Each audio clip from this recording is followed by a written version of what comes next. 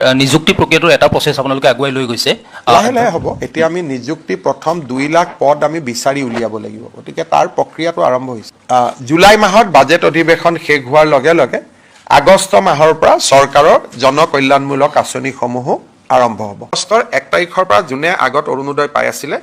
আগষ্টৰ 1 তাৰিখৰ পৰা তেওঁলোকে পাই থাকিব কিন্তু মাজে মাজে আমি ক্লিনিং কৰি থাকোঁ কোনোবা মৰা মানুহ হ'ল বাদ গ'ল কোনোবা চৰকাৰী চাকৰি পালে বাদ গ'ল সেইখিনি কিন্তু তাক বাদে আৰু এতিয়া নতুনকৈ একো কৰিব নালাগে আগত যি একাউণ্টত 9000 সোমাইছিলে সেই একাউণ্টতে অৰুণোদয় নিয়মীয়াকৈ পাই থাকিব 2 লাখ চৰকাৰী চাকৰি আমি কি ধৰণে কেনেকৈ দিব পাৰিম এই বিষয়ে সিদ্ধান্ত ল'বৰ কাৰণে মুখ্য সচিবৰ অধীনত এটা টাস্ক ফ'ৰ্চ গঠন কৰি দিছে আৰু 3 মাহৰ ভিতৰত এই টাস্ক ফ'ৰ্চে ৰিপৰ্ট দিব যে কেনেকৈ অহা 5 বছৰত আমি 2 লাখ চৰকাৰী চাকৰি দিব পাৰোঁ অৰ্থাৎ মুখ্য সচিব ডাঙৰীয়াই প্ৰতিটো বিভাগৰ লগত কথা পাতি চৰকাৰী বা চৰকাৰৰ দ্বাৰা নিয়ন্ত্ৰিত বিভিন্ন কৰ্পোৰেশ্যন আমাৰ বিশ্ববিদ্যালয় 6 শিডিউলৰ কাউন্সিল এই গোটেইবিলাকত মিলি অহা 5 বছৰত আমি কেনেকৈ 2 লাখ যুৱক যুৱতীক চৰকাৰী চাকৰি দিব পাৰোঁ তাৰ বিষয়ে প্ৰতিবেদন এখন দিবৰ কাৰণে মুখ্য সচিব ডাঙৰীয়াৰ অধীনত এটা টাস্ক ফ'ৰ্চ গঠন কৰি দিছে যাতে আমি আমাৰ যেটো অসমৰ যুৱক যুৱতীসকলকে যি প্ৰতিশ্ৰুতি আছিল তাক যাতে আমি ৰাখিব পাৰোঁ বা তাক যাতে আমি পালন কৰিব পাৰোঁ যাতে 1 আগষ্টৰ পৰা প্ৰতিটো চৰকাৰী আঁচনি সুবিধা নিয়মীয়াভাৱে অসমৰ ৰাইজে পাব পাৰে বিধানসভাৰ অধিৱেশন এখন আহ্বান কৰিবলৈ এমাহৰ নটিছ লাগে গতিকে ভিতৰত বাজেট হ'লে 28-29 জুলাইত পাছ হৈ যাব 1 আগষ্টৰ পৰা সকলো চৰকাৰী আঁচনিৰ সুবিধা আগৰ দৰে অসমৰ ৰাইজে লাভ কৰিব পাৰিব 6 জুলাইত আমি পূৰ্ণাংগ বাজেট অধিৱেশন পাতিছোঁ 21 দিনৰ বাজেট অধিৱেশন হ'ব আৰু পৰৱৰ্তী সময়ত আমাৰ 1 আগষ্টৰ পৰা প্ৰতিখন চৰকাৰী আঁচনিয়ে আমি নিয়মীয়াকৈ পৰিচালনা কৰিবৰ বাবে সুবিধা পাম এটা পুৰণা যে 50%ৰ ওপৰ হ'ব লাগে এনেকুৱা ক'ৰবাত আইনত লিখা আছে নেকি মইতো কোনো আইনত দেখা নাই এইবিলাক হ'ল পুৰণা এইবিলাক হ'ল তুষ্টিকৰণৰ একোটা ৰাস্তা মই ভাল পাম যে অসমীয়া ভাষাটো লিখকো ঘৰতো কওক ঘৰত অসমীয়া নকৈ এনে লিখি দিলে কি লাভ হ'ব অসমীয়া ভাষাটো এইটোতো ফ্ৰড হৈ গ'ল না এইটো ভুল হৈ গ'ল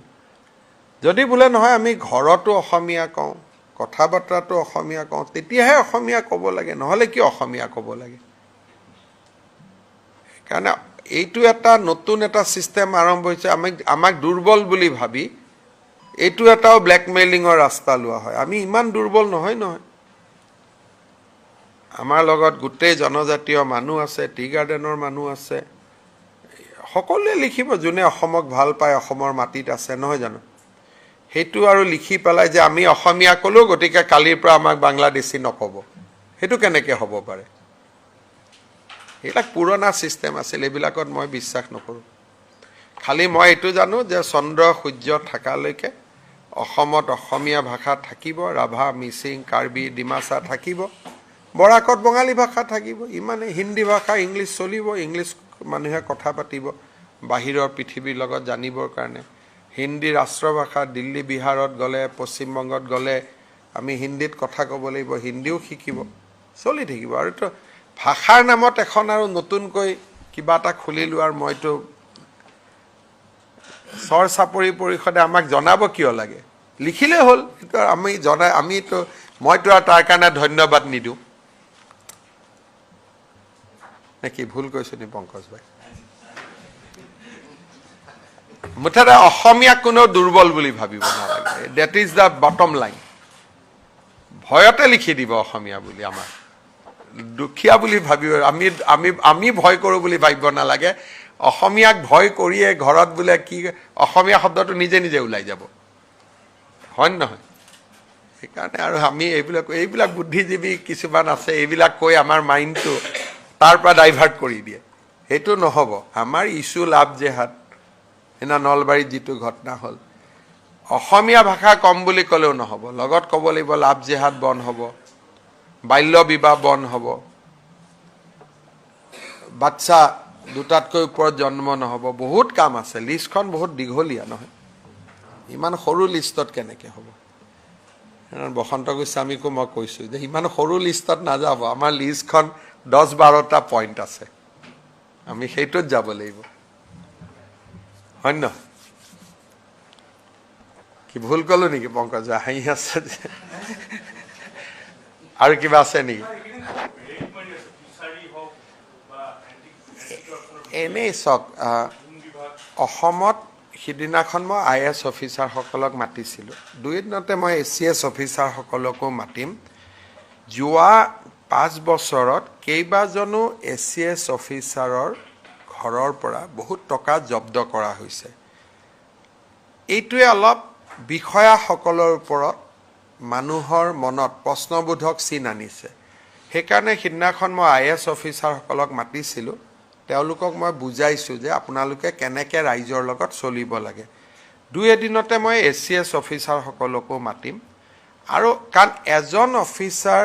ধৰাত পৰি জেলত যোৱা মানে আমাৰ যিটো 20 বছৰৰ ইনভেষ্টমেণ্ট তেওঁৰ ওপৰত সেইটো একেদিনাই নোহোৱা হৈ যায় আৰু এই অফিচাৰসকল কোন দুখীয়া মধ্যবিত্ত পৰিয়ালৰ পৰা উঠি আহি অফিচাৰ হৈছে তেওঁলোকৰ পৰা কোনেও এইটো আশা নকৰে সেইকাৰণে আপোনালোকে এই চৰকাৰখন যাওঁতে দেখিব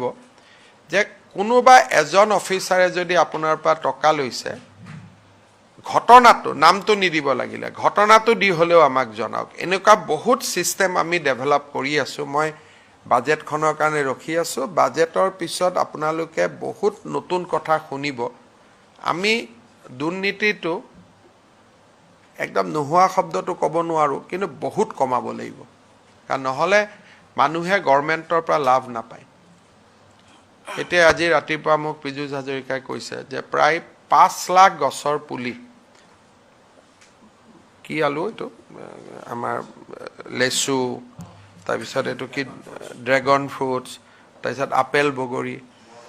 গুৱাভা এইবিলাক ইয়াতে আছে এটা ময়ে 5 বছৰ মুখ্যমন্ত্ৰী হলো এগ্ৰিকালচাৰৰ তলৰ অফিচাৰখিনি তাত যায় তেওঁলোকে হয়তো ভাল কৰি দিয়ে বেয়া কৰি দিয়ে মই নাজানো কিন্তু এইটোকে এখন মিটিং কৰি দিলে মানুহে গম পাব যে কোনে পালে সেইকাৰণে এইবাৰ আমি গোটেই কথা বাৰ্তাবিলাক একোখন মিটিং কৰি যে যি হওক এখন মিটিং কৰি মিটিঙত মন্ত্ৰী যাব লাগে বুলি কথা নহয় পঞ্চায়ত জিলা পৰিষদ সকলোকে ইনভলভ কৰি সব বস্তু একোখন মিটিং কৰি বিলাব লাগে যাতে কোনোবা অপাত্ৰত যদি গৈছে লগে লগে ৰাইজে ধৰিব পাৰে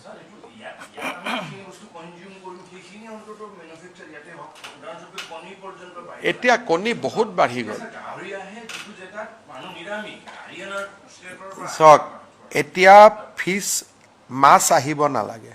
2 বছৰত কণী আমাৰ ইয়াত 100% হৈ যাব কণী আহিব নালাগে গাহৰিটোত অলপ ইস্যু আছে কিন্তু মই ভাবো যে আমি নেক্সট 5 ইয়াৰ্ছত কণী মাছ সাফিচিয়েন্ট